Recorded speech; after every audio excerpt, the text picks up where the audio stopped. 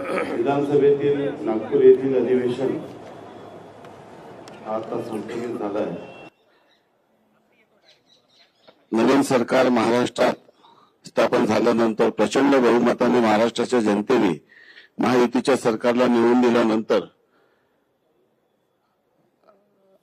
आता मंत्रिमंडळाचा विस्तार देखील नागपूर येथे झालेला आहे आणि या अधिवेशनाच्या संदर्भात माननीय उपमुख्यमंत्री महोदय पत्रकारांना संबोधित दिलं ना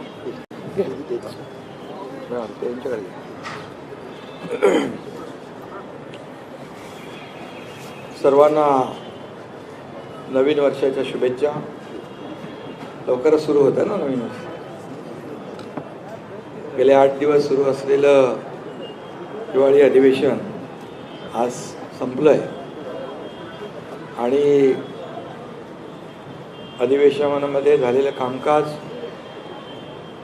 आणि घेतलेले निर्णय याला आपण सर्वांनी चांगली प्रसिद्धी दिली, त्याबद्दल आपल्या सगळ्यांचे आभार। हे अधिवेशन आशिष म्हणाला नव्याने सरकार स्थापन झालंय, पण आमचं महायुतीचं सरकार कंटिन्यू झालंय। टीम तीच आहे, मॅच नवीन आहे ना, मॅच नवीन आणि देवेंद्रजींच्या नेतृत्वाखाली मुख्यमंत्री म्हणून कामकाज सुरू झालंय महायुती सरकारचं आणि अधिवेशन देखील अतिशय यशस्वीपणे पार पडलेलं आहे। कमी कालावधी असला तरी सुद्धा सरकारने ठरवलेलं कामकाज, निर्धारित केलेलं कामकाज पूर्ण झालं। 17 विधेयकं मंजूर झाली। त्या विधेयकांमध्ये अनेक महत्त्वाची विधेयकं होती। कारागृह सुधारणा, प्राचीन स्मारके आणि इतरही महत्त्वाची त्या बाबतीमध्ये मुख्यमंत्री महोदय बोलतील अशी महत्त्वाची विधेयकं देखील मंजूर झालेली आहे। पुरवणी मागण्या मंजूर झाल्या 35,788 कोटीच्या। ज्या योजना आमच्या सरकारने जाहीर केल्या होत्या, लाडकी बहीण योजना असेल, अन्नपूर्णा योजना असेल, बळीराजा वीज सवलत असेल, इतरही ज्या योजना आहेत या सुरू ठेवण्यासाठी जी आर्थिक तरतूद लागते ती तरतूद देखील पुरवणी मागण्यांमध्ये मंजूर केली। लाडकी बहीण योजना आणि इतर योजना ज्या आहेत, आम्ही ज्या घोषणा केल्यात, ज्याची अंमलबजावणी सुरू झाल्या, त्या सर्व योजना जशा आहेत तशा सुरू राहतील, त्यामध्ये कुठेही व्यत्यय येणार नाही। त्याचबरोबर राज्यपालांचं अभिभाषण सभागृहात त्याच्या बाबतीत चर्चा झाली। राज्यपालांचे आभार देखील मानले आणि मुख्यमंत्री महोदयांनी विदर्भामध्ये अधिवेशन असल्यामुळे विदर्भातल्या अनेक प्रकल्पांना देखील आम्ही न्याय दिलेलाच आहे। यापूर्वी यापुढेही देणार। 20,000 रुपये धानाला बोनस देण्याचा निर्णय देखील मुख्यमंत्री महोदयांनी घेतला, याचं देखील समाधान आम्हाला आहे। आणि आमचं सरकार जे आहे सर्वसामान्यांचं सरकार आहे, सर्वांना सोबत घेऊन जाणारं आहे आणि मागच्या महायुती सरकारचा जो वेग होता, जी गती होती, त्याला आणखी गती देणार, आणखी वेगाने आम्ही निर्णय घेऊ। महाराष्ट्र आता न थांबता पुढे जाणार। विरोधकांची संख्या जरी कमी असली तरी सुद्धा आम्ही त्यांच्या प्रत्येक ज्या आयुधाच्या माध्यमातून त्यांनी प्रश्न उपस्थित केले त्याला सरकारने उत्तर दिलं। महायुती सरकारने आपला शब्द देखील पाळला। या अधिवेशनाच्या काळात मंत्रिमंडळ विस्तारही झाला। विधान परिषदेचे सभापती देखील त्यांची नियुक्ती झाली आणि विशेष म्हणजे पुणे विमानतळाला जगद्गुरू संत तुकाराम महाराज यांचं नाव देण्याचा प्रस्तावही मंजूर करून केंद्राला आम्ही शिफारसही केली. फक्त एवढंच आहे की अधिवेशन विदर्भात असताना विरोधी पक्षाने विदर्भासाठी जे मुद्दे उपस्थित करायला पाहिजे ते सभागृहामध्ये ते दुर्दैवाने उपस्थित न करता पायऱ्यांवर आणि तुमच्या चॅनल समोर जास्त प्रश्न आणि आरोप करण्यामध्ये धन्यता मांडली. तरी सुद्धा ठीक आहे, आम्ही सरकार म्हणून विरोधी पक्षाला देखील मान सन्मान दिलेला आहे आणि विरोधी पक्षाने फक्त यापूर्वी जसं 2.5 वर्ष पायऱ्यांवर आंदोलन करून आमच्यावर आरोप केले, प्रत्यारोप केले, पण आम्ही मात्र आरोपाला 2.5 वर्षामध्ये आरोपाने उत्तर नाही दिलं, आम्ही कामाने उत्तर दिलं. आणि म्हणूनच आम्ही काम केलं. सर्वसामान्य माणसाच्या आयुष्यामध्ये बदल घडवणारे निर्णय आम्ही घेतले.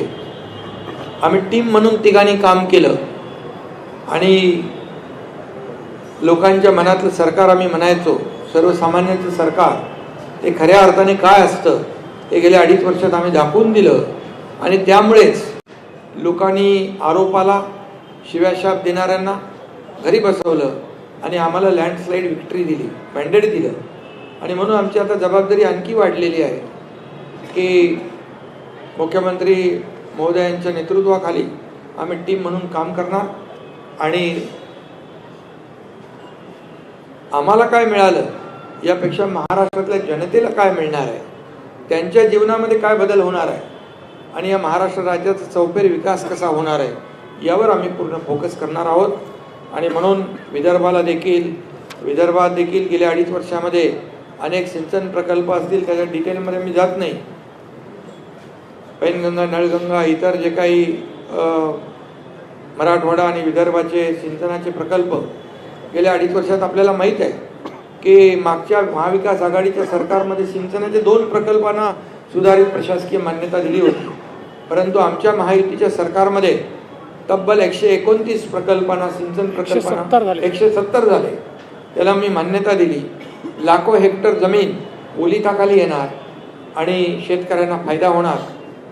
म्हणून हे सरकार बळीराजाचंही आहे, त्याच्याही मागं उभं राहण्याचे निर्णय आम्ही घेतले आणि अनेक निर्णय नियमाच्या म्हणजे जे नियम निर्धारित केले त्याच्या पुढे जाऊन NDRF असेल आणि इतर निर्णय असतील आम्ही तेही केलं शेतकऱ्यांसाठी. गेल्या 2.5 वर्षात आपल्याला माहीत आहे, मी त्याची पुनरावृत्ती करत नाही, परंतु आदरणीय प्रधानमंत्री महोदयांनी 6,000 रुपयाची जी शेतकरी सन्मान योजना दिली त्या 6,000 रुपये आम्ही टाकले गेल्या 2.5 वर्षात. 1 रुपयात पीक विमा योजना केली. मुख्यमंत्री महोदयांनी सोलर म्हणजे आपल्या सौर ऊर्जेवर भर दिला आणि शेतकऱ्यांना आता दिवसा वीज देण्याचा आमचा प्रयत्न आहे, तो आम्ही यशस्वी करतोय. आणि 7.5 HP पर्यंत वीज बिल माफ करण्याचा आम्ही निर्णय घेतला, तो लागूही केला. आणि म्हणून जे जे निर्णय आम्ही घेतले त्याची अंमलबजावणी आम्ही केली, याचं समाधान आणि खूप आम्हाला आनंद आहे. आणि म्हणून विदर्भाला न्याय मिळवून देण्यासाठी फक्त चर्चा आणि सरकारला जाब विचारण्याचं काम यापेक्षा दुसरं काही विरोधकांनी केलं नाही. पायऱ्यांवरच फक्त आता नाटकं म्हणणार नाही मी, पण ते तेवढं करण्याचं काम त्यांनी केलं आणि त्याच्यामध्ये धन्यता मानली. बीडच्या आणि परभणीच्या घटनेबाबत देखील प्रश्न उपस्थित केले. मुख्यमंत्री महोदयांनी अतिशय गांभीर्याने सरकारने दोन्ही घटना गांभीर्याने घेतलेल्या आहेत आणि त्या बाबतीमध्ये सविस्तर निवेदन मुख्यमंत्री महोदयांनी केलं आणि कारवाई देखील केलेली आहे. आणि त्यामुळे या राज्यामध्ये कायदा सुव्यवस्था राखण्याचं काम सरकार करेल. गुन्हेगार किती मोठा असेल आणि कुणाच्याही ओळखीचा पाळखीचा जवळचा असेल तरी सुद्धा कुठल्याही गुन्हेगाराला पाठीशी घालण्याचं काम आमचं महायुती सरकार करणार नाही. हे राज्य कायद्याचं आहे, हे राज्य सर्वसामान्यांच्या रक्षणासाठी आहे, आमच्या माय भगिनींच्या रक्षणासाठी आहे. त्यामुळे हे राज्य जे आहे, आमचं सरकार जे आहे, हे सर्वसामान्यांच्या पाठीशी उभं राहणारं सरकार आहे. आणि त्यामुळे काही लोक म्हणाले मंत्री प्रश्नांची उत्तरं देत नाहीत, हे अधिवेशन विनोदी असल्याची टीका काही लोक करून गेले. परंतु काही लोकांनी जेव्हा मुख्यमंत्री पदाचा राजीनामा दिला होता त्यावेळेस आमदारकीचाही राजीनामा देऊ असं म्हटलं होतं. परंतु ती आमदारकी वाचवण्यासाठी फक्त पर्यटन म्हणून काही लोक येऊन जातात आणि त्यांनी हे अधिवेशन विनोदी म्हणणं म्हणजे हाच मोठा एक विनोद आहे. आणि म्हणून बाकी जाऊ द्या, मी जास्ती काही टीका करत नाही. पण हे अधिवेशन अतिशय बरं. दुसरं, आपल्या सोयाबीन आणि कापसाला सरकारने 5,000 रुपये हेक्टरी मदत केली. त्याची 4,194 कोटी 96 लाख शेतकऱ्यांना त्याचा फायदा झाला, हेही मी या ठिकाणी नमूद करतो. आणि कांद्याच्या संदर्भात देखील मुख्यमंत्री स्वतः आपल्या केंद्र सरकारशी संबंधित मंत्री पियुष गोयल यांच्याशी संपर्कात आहेत. आणि कांद्याचा भाव जो आहे तो खाली आला आहे. तो 20% जो एक्सपोर्ट ड्युटी आहे ती कमी करावी यासाठी देखील केंद्र सरकारशी आम्ही पाठपुरावा करतो आहे. त्यामध्ये आम्हाला नक्की यश येईल. आणि म्हणून आजचं या आठवड्याभराचं अधिवेशन जे आहे अतिशय यशस्वी झालं. आणि म्हणून मुख्यमंत्री देवेंद्रजींना देखील मी त्यांचे अभिनंदन करतो, त्यांनाही शुभेच्छा देतो. आणि आपल्या सगळ्या पत्रकारांना पुन्हा एकदा शुभेच्छा देतो की आम्ही आमच्या अधिवेशनातल्या कामकाजाला आणि एकंदरच घेतलेल्या निर्णयाला आपण चांगली प्रसिद्धी दिली. त्याबद्दल पुन्हा एकदा आपल्या सगळ्यांना धन्यवाद. जय हिंद, जय महाराष्ट्र.